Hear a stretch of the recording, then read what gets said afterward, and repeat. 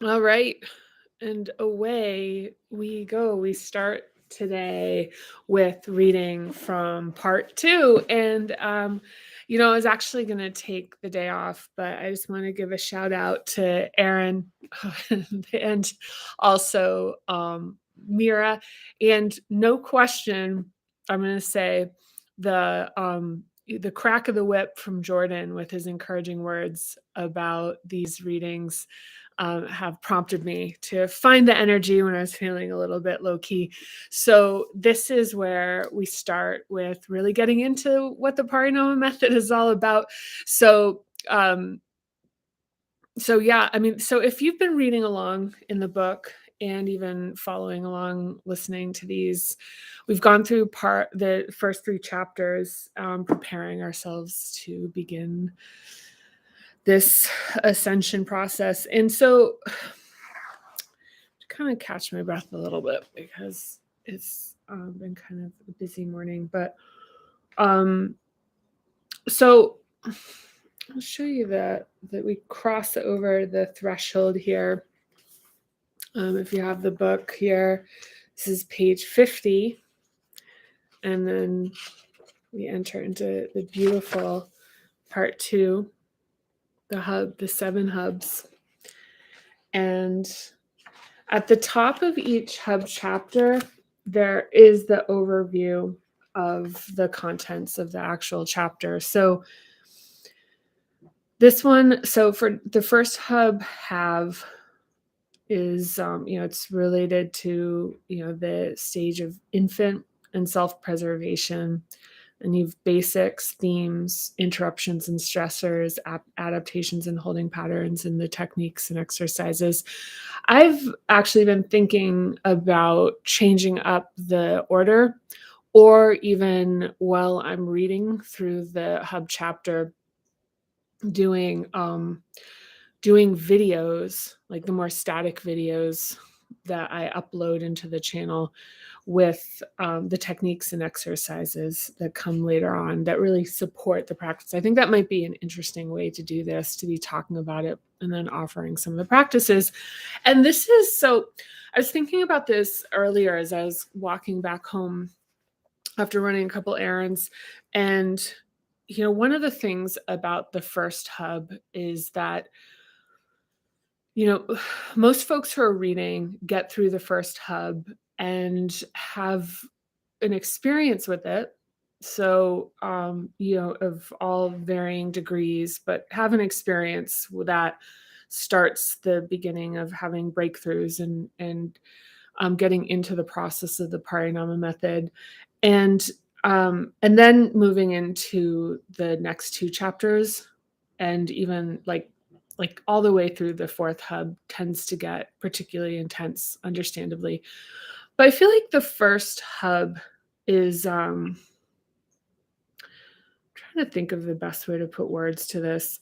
The first hub exists in such a deep place within us, as far as existing as a very profound sense of physical security, which is we're really operating out of in our day-to-day life, affecting our thoughts about financial security, physical security, solidity, foundation, trust, consistency.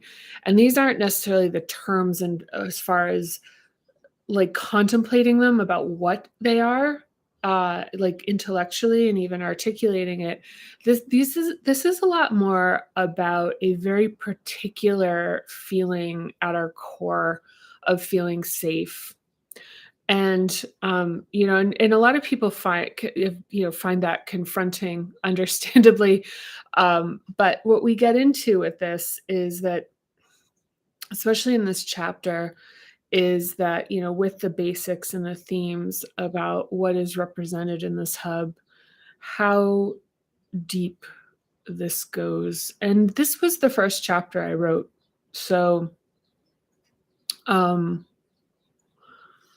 yeah, I mean, so as people have been starting reading the book recently, and I have the benefit of having heard from other folks about their experience with reading. uh, like reading and practicing, that I'm learning a lot about the like best practices for people. And I think one of the things is kind of following your own arrow with this and acquainting yourself with the table of contents and then dipping into it. So this is a little bit rambly because I'm realizing in real time that I'm a lot more mentally scattered than I thought I was. So, I think what I'll do for today is I think I'm just going to read through this overview um, and a little bit of the first page here because I don't think I have a lot of like, I don't know, like I don't have a lot of juice today. I'm realizing in real time here. Okay. So the basics for the first hub are home, secure, grounded, and tidy, body, food and rest, work, money, and prosperity.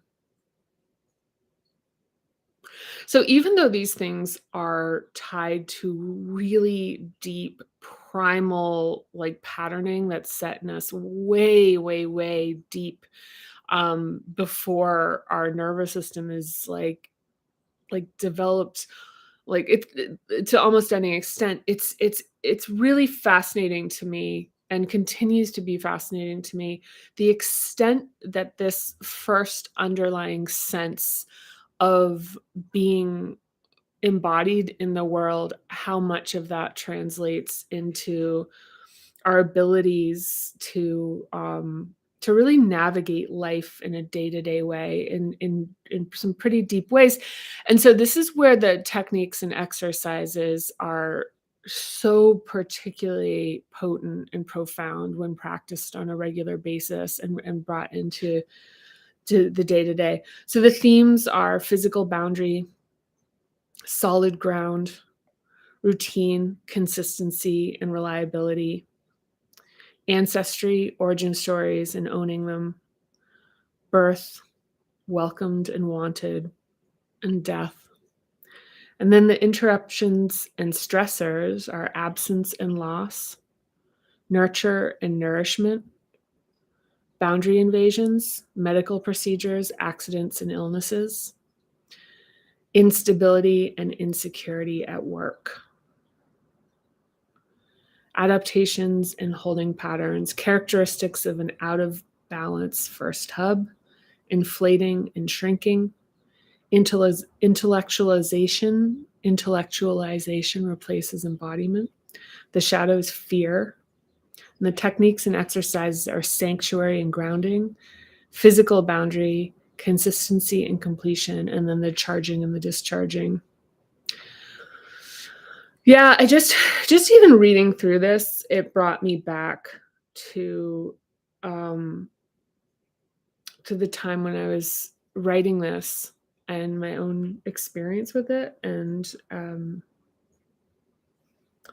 I also, also noticeable is that there's the interruptions and stressors. Well, this is, there are specifically things that are in here that aren't necessarily tied to taking place when you're an infant, but they're really carryovers of like and of stability, things experienced in kind of like everyday life that have extended outwards. So so the first hub, chapter 4, and the first hub is have, safety and security. It's kind of wild, I'll tell you, looking at this, is that so much work went into building this framework and so much consideration went into every single little piece of this because it was really conceived out of kind of its own, I don't know, like it came out of where it came out of. But it's really interesting to see this and to like actually have like the recollection of the amount of consideration that went into making sure that like this is well organized. So, and it's still a lot, it's like it's still a lot. It's like when I think one of the ideas was to make this simple, and it's simple relative to the overarching complexity of it, but it's still, it's still big. It's still really big. So the epigraph, I think, is what my editor called it, but so that it's an Anna Dea Judith quote that I love, which is to fully embody the right to be here is essential for the ability to experience security. The right to take up space, have your essential human needs met, and be a unique individual. Without establishing the foundation of these rights, the ability to succeed and thrive may be possible to achieve, but difficult to impossible to sustain. God, this is particularly potent for me right now. To be candid, it's interesting because for me personally, First Hub is where I have a lot of interruptions, and so so in like Parinama method, it's a combination of how much you can expand your capacity in the hub, and then also how much you can come to just a self-awareness of what having this patterning creates, and then being able to have a really particular relationship of patience, curiosity, knowing with the with ourselves. And so it's interesting to see right now, especially the take on this. I think when I first wrote it was a lot about, this notion here, which is like have being really essential, like the ability to have is really key as it relates to security. The sense of security being like a havingness of a physical body, of a sense of that needs will be met, and that I really like without establishing the foundation of these rights, the ability to succeed and thrive may be possible to achieve, but difficult or possible to sustain. And, the next leveling up of this, as I'm experiencing this right now, is that one of the things about this method is that, especially with adaptations and the holding patterns, there's a first layer of reconciliation and expansion within a given hub, and that will reveal certain that'll like actually sort of like clean out the pipe, so to speak. And the follow-up of that is existing in integrity. And one of the things that it does, that I've found and now watch others find, is that a lot of adaptations actually cover up for being out of integrity. So for me, a surprising outcome has been things that I thought I could potentially make work. I actually can't, because they are not in alignment with my true nature. And that is certainly not like an easy point to come to, but without a question is like being able to experience this as a direct experience and lean into it creates an opening and an ability to live at a level that is the level I wanted to live at. I just didn't know where the door was to walk through. But turns out that it's about living an authentic life in your own integrity, and that a lot of surviving life is about adapting. And certainly in many cases, these adaptations are shifting us out of alignment with who and what we truly are. So yeah, it's very topical for me right now. Yeah, talk about that more at some point. I'm really looking forward to this being a conversation. I love bringing, like one of the things is that as I read this is that I get really excited about just the idea of hearing how people think about it and respond to it in a way where we're like actually talking about the content. So I'm looking forward to that.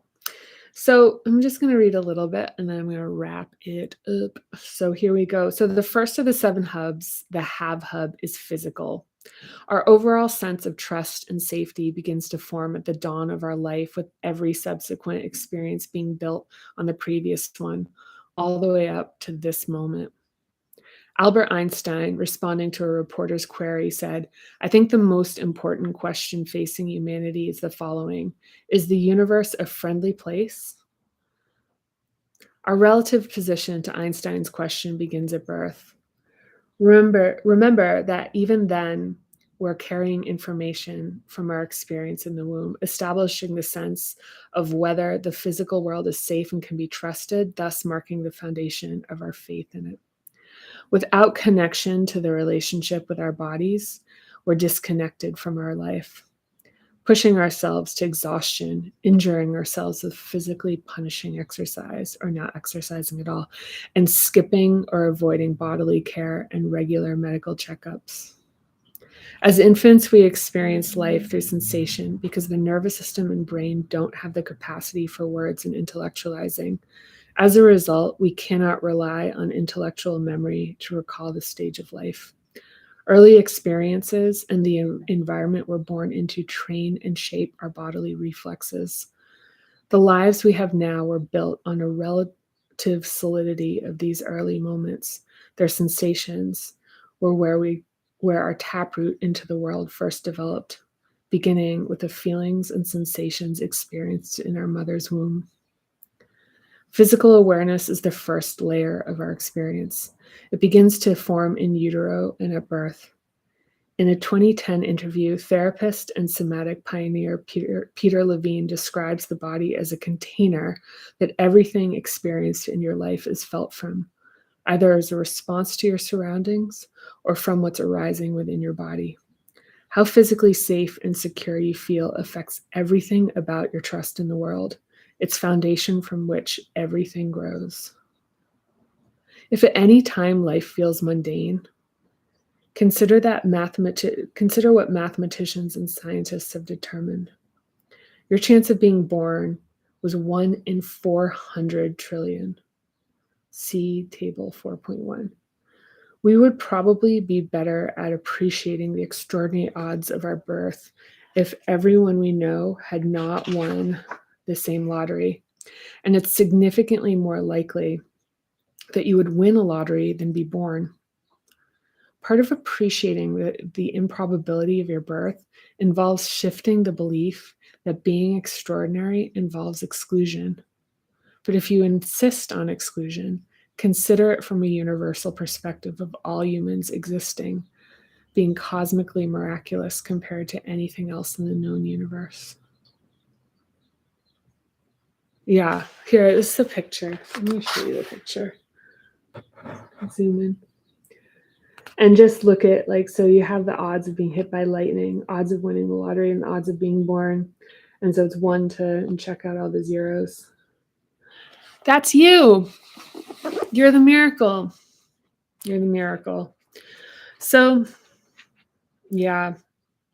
Yeah, what are you gonna do? It's part of my commitment right now to showing up for these is showing up for them, even though I'm definitely not at at my best. But as we'll read further along, this is part of loving you, and so I'm showing up, and thank you for showing up.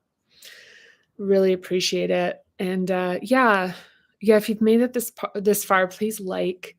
If you haven't yet, subscribe. And I just want you to know I'm so grateful for you for being along for the ride with this. And I welcome any thoughts and comments or even critiques on this. One of the thoughts that arose while I was reading this was that, it's my thinking on certain things just hasn't really evolved that much. And where I think like, yeah, I kind of still that kind of feels like really clean, like it feels tight, like it doesn't feel like, as I was writing the book, there were just all these iterations where I just would kind of come into a higher level of understanding the concept, and as a result of that like the writing would evolve. And even that passage, I think that might have been the very beginning of writing the book, is that passage I just read, which was a completely different configuration. And certainly before Allison my beloved editor had advised me on how to structure. It was pretty pedantic.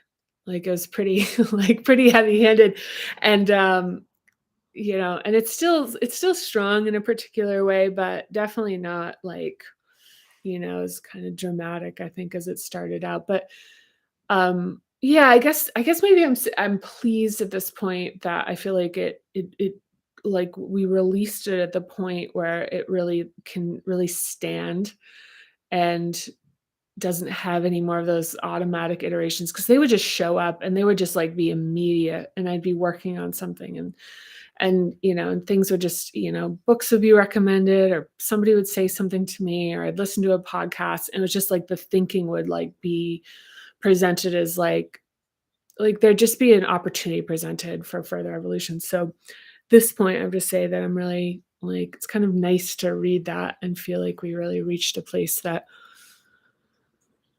yeah, that is, I think really stands and is really has a lot of value.